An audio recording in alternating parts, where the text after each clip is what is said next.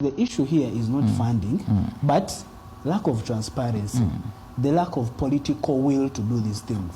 It is now evident that if government wants something to be done, they are willing to go to heaven to make sure that it is done. Okay. So all this is not the issue of funding, it is priorities.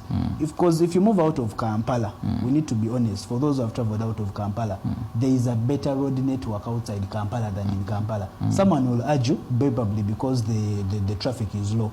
But Kampala is generating over 70% of the revenue that URA is collecting. So priorities are very important when it comes to this. And I remember saying this sometime on some show, that if you want to see the seriousness of the government or where its priorities are, you look at its spending. Where is it spending more?